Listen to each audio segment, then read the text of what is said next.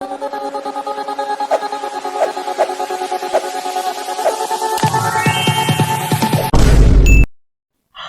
Hello viewers, நான் உங்கள் PK வந்தேன்.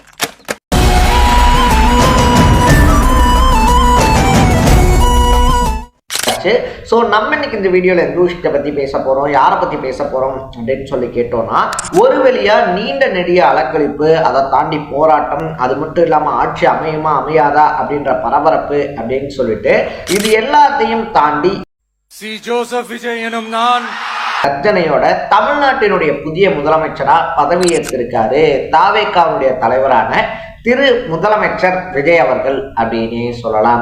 ஸோ இதுக்கப்புறம் வந்துட்டு பார்த்தோம் அப்படின்னா, விஜய் இருக்கார் இல்லையா, அவர் முன்னாடி எக்கச்சக்கமான நியூ டாஸ்க் அப்படின்றது இருக்கு, கொடுத்த வாக்குறுதிகள் அப்படின்றது ஒரு பக்கம். அதை தாண்டி வந்துட்டு பார்த்தோம் அப்படின்னா, விஜய் அவர்கள் ஓப்பனாகவே சொல்லிட்டாரு, ஆல்ரெடி 10 லட்சம் கோடி ரூபா கடன் அப்படின்றத வந்துட்டு தலைமையில தூக்கி வச்சுட்டு போயிருக்காங்க. கஜானால போய் பார்த்தாதான் வந்துட்டு என்ன இருக்கு என்ன இல்லை, எதை பண்ணலாம் பண்ண முடியாது அப்படின்றதெல்லாம் சொல்ல முடியும்.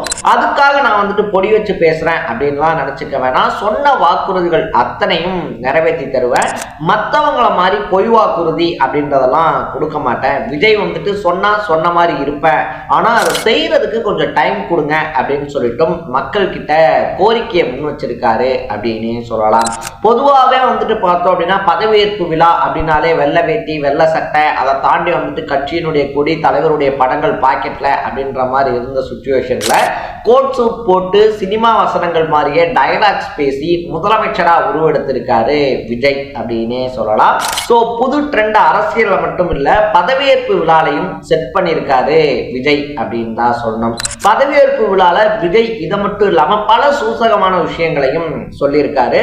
ஸோ விஜயினுடைய அடுத்த கட்ட நகர்வுகள் அப்படின்றது என்னவா இருக்க போது, விஜய் முன்னாடி இருக்கக்கூடிய டாஸ்க்லாம் என்ன அப்படின்ற மாதிரி பல விஷயங்களை தான் நம்ம பேச போறோம். அதுக்கு முன்னாடி நம்ம சேனலுக்கு நீங்க புதுசா வந்திருந்தீங்க அப்படின்னா, இதே மாதிரி அப்பப்போ அப்டேட்டா போயிட்டு இருக்க விஷயங்கள், அது கரண்ட் அஃபேர்ஸா இருந்தாலும் சரி, பாலிடிக்ஸா இருந்தாலும் சரி, ஸ்போர்ட்ஸா இருந்தாலும் சரி, அப்பப்போ அப்டேட்டா போயிட்டு இருந்த விஷயங்களை நீங்க தொடர்ந்து தெரிஞ்சுக்கணும் அப்படின்னு ஆசைப்பட்டீங்கன்னா மறக்காம சேனலை ஃபாலோ பண்ணி சப்ஸ்கிரைப் பண்ணிக்கங்க. ஸோ ஃபர்ஸ்ட் ஆஃப் ஆல் வந்துட்டு பார்த்தோம் அப்படின்னா, விஜய் இருக்கார் இல்லையா, அவருடைய பதவியேற்பு விழா முடிஞ்சோடனே சொன்ன முதல் விஷயமே வெள்ளை அறிக்கை வெளியிட்டு இதை கொண்டு போலான் இருக்கேன் அப்படின்னு வந்துட்டு சொல்லியிருந்தாரு.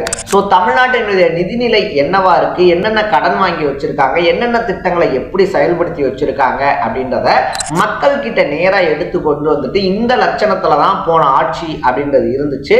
ஸோ இதை வந்துட்டு நான் அவங்க முன்னாடி வைக்கிறேன், இதுக்கப்புறமா என்னுடைய ஆட்சி தொடங்கும், நான் என்ன பண்ண போறேன் அப்படின்றத பாருங்க அப்படின்றது தான் விஜயனுடைய முதல் குறிக்கோளாவே, முதல் ஒரு ஆதரவு கேட்கக்கூடிய ஒரு விஷயமாவே இருந்திருக்கு அப்படின்னு சொல்லலாம். ஸோ விஜய் வந்துட்டு பார்த்தோம் அப்படின்னா, அவர்கிட்டயே ரொம்ப முக்கியமான துறைகள் அப்படின்னு சொல்லக்கூடிய காவல்துறையை அவர் கட்டுப்பாட்டு கீழே தான் வச்சிருக்காரு. ஸோ இதனால வந்துட்டு பார்த்தோம் அப்படின்னா, பெண்களுடைய பாதுகாப்பு அப்படின்றது இருக்கு இல்லையா, அதை இன்னும் விஜய் வந்துட்டு உறுதிப்படுத்துவாரு அப்படின்ற நம்பிக்கை இருக்கு. அதுதான் அவர் வந்துட்டு பெண்கள் பாதுகாப்புல காம்ப்ரமைஸே கிடையாது, இன்னும் அதிக அளவுல பெண்களுக்கு பாதுகாப்பு பலப்படுத்தப்படுமே தவிர எந்த விதமான காம்ப்ரமைஸும் கிடையாது அப்படின்றத உறுதிப்பட சொல்லியிருக்காரு.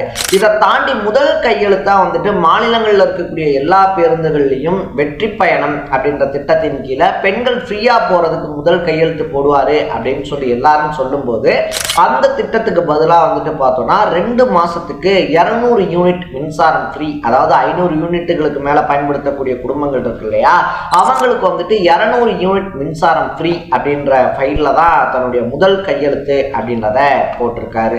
இதுக்கப்புறமா ட்ரக் ஃப்ரீ சொசைட்டி அப்படின்றத உருவாக்குறதுக்கும் பெண்களுடைய பாதுகாப்பை வந்துட்டு அதிகப்படுத்துறதுக்குமான ஃபைல்ஸ்லையும் சட்டங்களுக்கும் கையெழுத்து போட்டிருக்காரு அப்படின்னு சொல்லலாம். மூணாவதா விஜய் மேடையிலே வச்சு வந்துட்டு பார்த்தோம் அப்படின்னா, அவருடைய சொந்த கட்சியினருக்குமே வார்னிங் அப்படின்றத ரொம்ப ஸ்ட்ராங்கா அடிச்சிருக்காரு. ஏன்னா இனிமேல் வந்துட்டு நம்ம ஆட்சிக்கு வந்துட்டோம், நம்ம தான் ஜெயிச்சிட்டோமே, ஒரு ஆட்டம் ஆடி பார்க்கலாம் அப்படின்னு சொல்லி யாரும் நினைக்காதீங்க. ஏன்னா இந்த விஜய் தப்பு பண்ண மாட்டான், தப்பு பண்றவங்களையும் தப்பு பண்ண விட மாட்டான். இப்ப வரைக்கும் இந்த செகண்ட் வரைக்கும் தப்பு பண்ணலாம், நம்ம ஆட்டம் தான், நம்ம ராஜ்யம் தான் யாராவது நினைச்சிருந்தாலோ இந்த செகண்ட் அதை எரேஸ் பண்ணிட்டு சட்டமன்றத்துக்குள்ள வாங்க, உங்களுடைய அரசியல் பணிகளை அரசியலை தொடங்குங்க அப்படின்னு சொல்லிட்டு ரொம்ப ஸ்ட்ராங்கா சொல்லியிருக்காரு அப்படின்னு தான் சொல்லணும். மூணாவது விஷயம் ரொம்ப முக்கியமா வந்துட்டு பார்த்தோம்னா, இங்க ஒரு பவர் சென்டர், அங்க ஒரு பவர் சென்டர், இங்க ஒரு பவர் சென்டர் அப்படின்றதெல்லாம் இங்க கிடையாது. ஒரே ஒரு பவர் சென்டர் தான், அது ஏன் தலைமையிலான பவர் சென்டர் மட்டும்தான் அப்படின்னு சொல்லிட்டு விஜய் தெல்ல தெளிவா தெளிவுபடுத்தியிருக்காரு அப்படின்னே சொல்லலாம். ஏன்னா கட்சிக்குள்ள வந்துட்டு KA செங்கோட்டையன் தரப்பு, ஆதவ அர்ஜுனா தரப்பு, அதை தாண்டி வந்துட்டு CTR நிர்மல்குமார் தரப்பு அப்படின்ற மாதிரிலாம் பலரும் பேசிக்கிட்டு இருக்கும்போது, இந்த தனி குரூப்பா ஆலோசனை பண்றது, அதை தாண்டி வந்துட்டு கட்சியில பவர் சென்டரா உருமாறலாம்னு நினைக்கிறதெல்லாம் ஏன் கிட்ட வேணாம் அப்படின்றத பதவியேற்பு விழா மேடையிலேயே வச்சு சொல்லியிருக்காரு விஜய். இதை தாண்டி விஜயினுடைய முக்கியமான திட்டங்கள் அப்படின்னு சொல்லி பார்க்கக்கூடிய பல திட்டங்களுக்கு மேலேயும் எதிர்பார்ப்புகள் எகிரி இருக்கு அப்படின்னு சொல்லலாம். ஸோ முதலமைச்சர் ஆயாச்சு, பதவி ஏற்றாச்சு, அமைச்சர்களா வந்துட்டு CT நிர்மல்குமார், KA செங்கோட்டையன், ஆதவ அர்ஜுனா, கீர்த்தனா, அதை தாண்டி வந்துட்டு பார்த்தோம் அப்படின்னா புஷ்ய ஆனந்த், ராஜ்மோகன், இந்த மாதிரி பலருமே பதவி ஏற்றுக்கிட்டாங்க. இப்போ விஜய் முன்னாடி இருக்கக்கூடிய பெரிய டாஸ்க்ஸே அவர் கொடுத்துருக்கக்கூடிய திட்டங்கள் தான். அதுலேயும் சிலிண்டர் தட்டுப்பாடு அப்படின்றது இந்தியாவில் ரொம்ப பெரிய பிரச்சனையாக மாறி இருக்கக்கூடிய சுச்சுவேஷனில் குடும்பத்துக்கு 6 சிலிண்டர் அப்படின்னு சொல்லியிருக்கக்கூடிய திட்டம், அதை தாண்டி வந்துட்டு பெண்களுக்கு தமிழ்நாடு ஃபுல்லாக இலவச பயண திட்டம், மூணாவதாக வந்துட்டு பார்த்தோம் அப்படின்னா பெண்களுக்கு கல்யாணத்துக்கு 1 பவுன் நகை ப்ளஸ் பட்டுப்புடவை தர்றேன் அப்படின்னு சொல்லியிருக்க திட்டம், குழந்தை பிறந்துச்சுன்னா தாய்மாமன் சீர்திட்டத்துல 1/2 பவுன் மோதிரம் அப்படின்ற திட்டம்னு சொல்லி பல வாக்குறுதிகள் விஜய் முன்னாடி இருக்கு அப்படின்னே சொல்லலாம். ஸோ அதை அவர் எப்படி நிறைவேற்ற போறாரு, அதை தாண்டி பெண்களுக்கு மாசமானா 2500 ரூபா ஸ்கீம் அப்படின்ற திட்டங்களும் முன்வைக்கப்பட்டிருக்கு. ஸோ விஜய் கொஞ்சம் டைம் கொடுங்க அப்படின்னு சொல்லி கேட்டிருக்கிறதுனால இந்த திட்டங்கள்லாம் வர்ற மாசத்துல இருந்தே தொடங்குமா, இல்ல அதுக்கும் வந்துட்டு பார்த்தோம் அப்படின்னா டைம் எடுப்பாங்களா அப்படின்றத நம்ம பொறுத்திருந்தா பார்க்கணும். எது எப்படியோ விஜய் முதலமைச்சர் ஆயிட்டாரு, இனி அவர் எப்படி ஆட்சி நடத்த போறாரு அப்படின்றத நம்ம வெயிட் பண்ணி தான் பார்க்கணும். யாரா இருந்தாலுமே ஒரு குறிப்பிட்ட டைம் கொடுக்கணும் அப்படின்றதுக்காக 6 மாசத்துக்கு இந்த அரசாங்கத்தை வந்துட்டு நிலைநிறுத்துறதுக்கே டைம் எடுக்கும் அப்படின்றதுனால எந்த ஒரு விமர்சனமா இருந்தாலும் எந்த ஒரு திட்டங்களையா இருந்தாலும் 6 மாசம் கழிச்சு எதிர்பார்க்கறது தான் நமக்கும் நல்லது. அவங்களுக்கும் அந்த டைமை கொடுத்தோம் அப்படின்னா அந்த திட்டங்களை செயல்படுத்துறதுக்கான நேரம் கிடைக்கும் போது நம்ம எதிர்பார்த்ததை விட நல்லாவே செயல்படுத்துவாங்க அப்படின்றது தான் என்னுடைய personal point of view. So நம்ம சேனல் சார்பாக தமிழ்நாட்டினுடைய புதிய முதலமைச்சராக இருக்கக்கூடிய திரு ஜோசப் விஜய் அவர்களுக்கு வாழ்த்துக்களை தெரிவிச்சுக்கிறேன். நீங்களும் உங்களுடைய வாழ்த்துக்களை கமெண்ட்ல தெரிவிச்சுட்டு மறக்காம சேனலை ஃபாலோ பண்ணி சப்ஸ்கிரைப் பண்ணிக்கங்க. நாளைக்கு இதே மாதிரி இன்னொரு இன்ட்ரெஸ்டிங்கான வீடியோவோட சந்திக்கலாம். Tata, bye by.